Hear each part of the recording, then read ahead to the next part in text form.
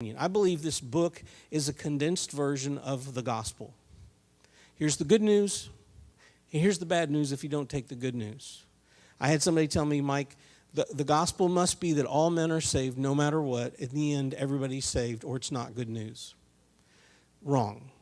You see, we're born into bad news, and Jesus comes along and says, hey, I have a solution to your problem. I didn't cause your problem. I have a solution to your problem. All have sinned and fall short of the glory of God. Everyone has departed from that. And the holy, holy God cannot be in the same room with unholiness.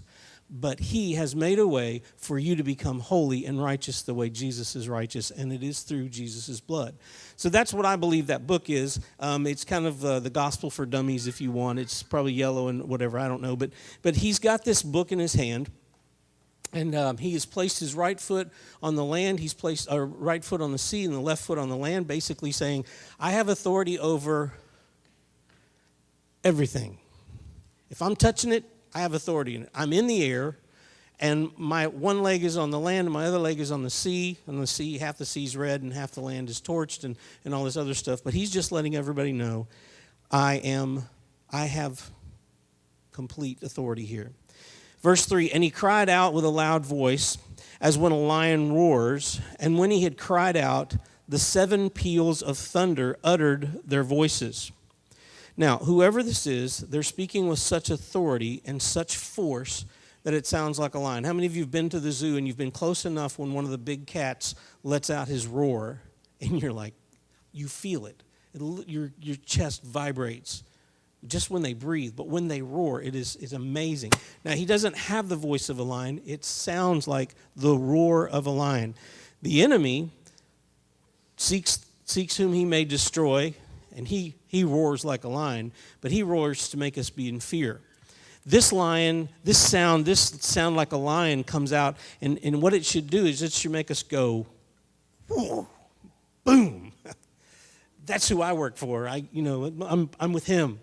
I'm with the guy who just made the windows shake. I'm with him. So that's the kind of cool thing. But what does it mean about the 7 peals of thunder uttered their voices? I have no idea. But I'm going to give you this. If you look at Psalm 29, if you've got your Bible, I'm not going to throw it all up there, but I'm going to read it to you. Psalm 29, it's only 11 verses, but I want you to do something with me. Every time I say the word, the voice of the Lord, I want you to count. If you need to do it out loud, fine. If you need to use your fingers, fine. If you need a calculator, we have serious issues, okay? So here we go. Psalm 29.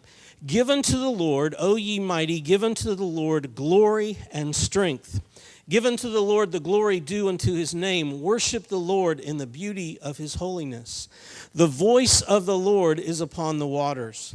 The God of glory thundereth, the Lord is upon many waters. The voice of the Lord is powerful. The voice of the Lord is full of majesty. The voice of the Lord breaketh the cedars. Yea, the Lord breaketh the cedars of Lebanon. He maketh them also to skip like a calf, Lebanon and Syrian like young unicorns. There you go. It's in the Bible. The voice of the Lord divideth the flames of fire. The voice of the Lord shaketh the wilderness. The Lord shaketh the wilderness of Kadesh. The voice of the Lord maketh the hinds to calve, and discovereth the forest, and in his temple doth everyone speak of his glory. The Lord sitteth upon the flood, yea, the Lord sitteth king forever. The Lord will give strength unto his people. The Lord will bless his people with peace. Okay, what was the number? 7. It was not unheard of in the Jewish tradition that they called the voice of God the 7 thunders because of Psalm 29.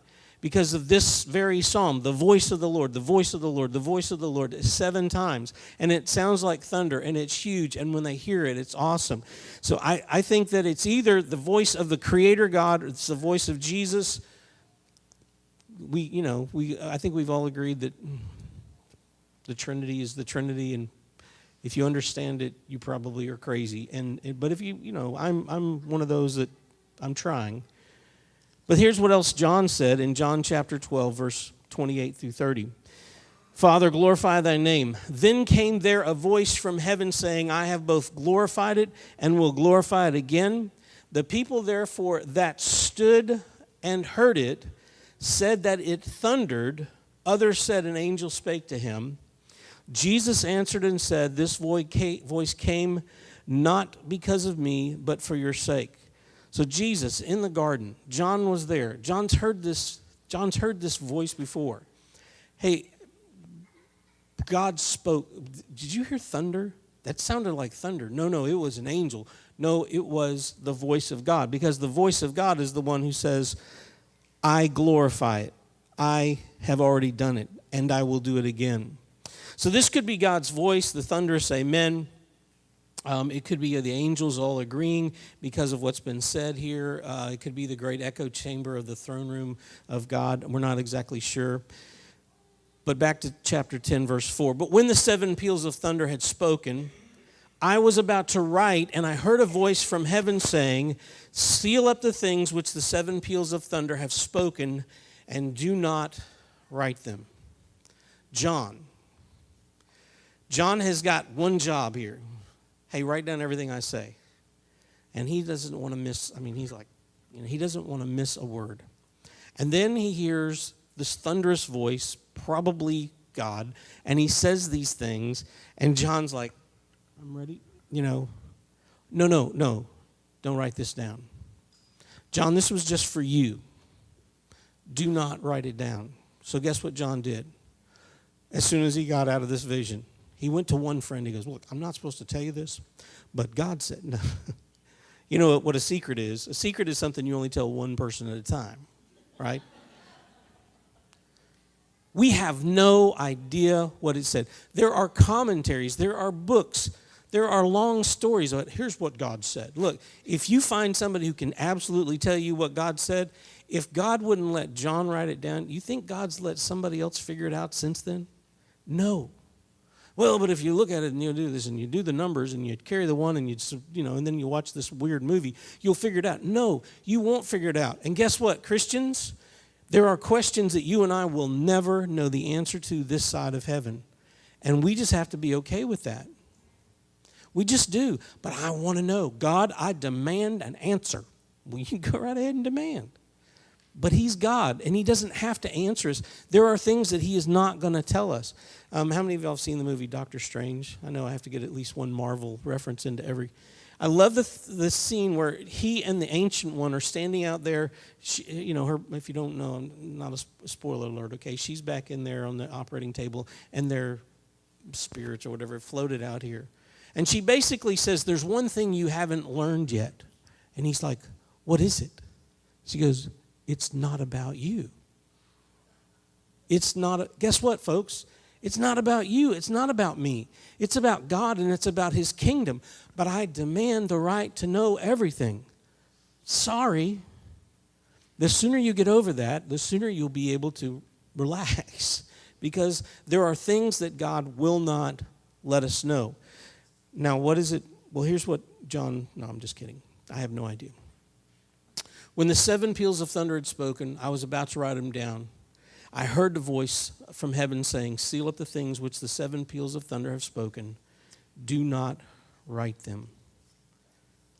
Verses 5 and 6. Then the angel whom I saw standing on the sea and on the land lifted up his right hand to heaven, and he swore by him who lives forever and forever, who created heaven and the things in it, and the earth and the things in it, and the sea and the things in it, that there will be delay no longer. If you're reading King James, that there will no longer be time.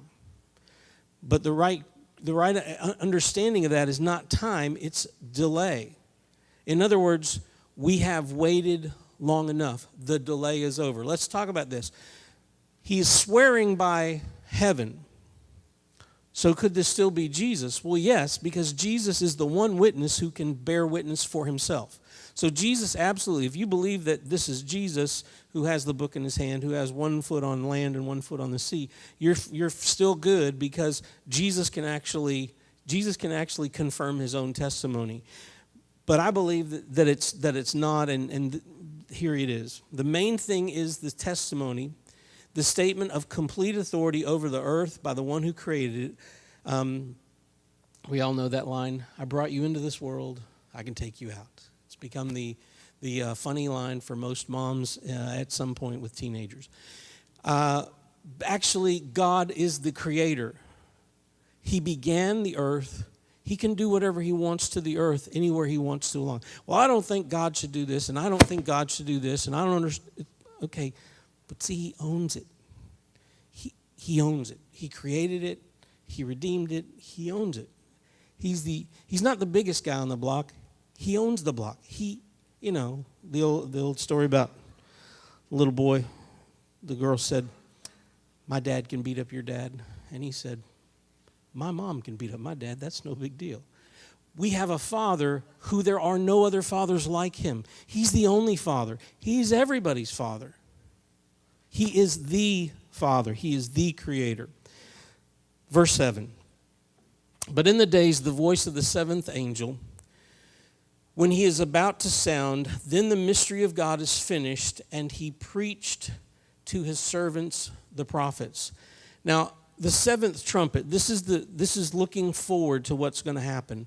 So he's just talking a little bit here about what is going to happen. And when that breaks loose, that's going to be, there's no more delay.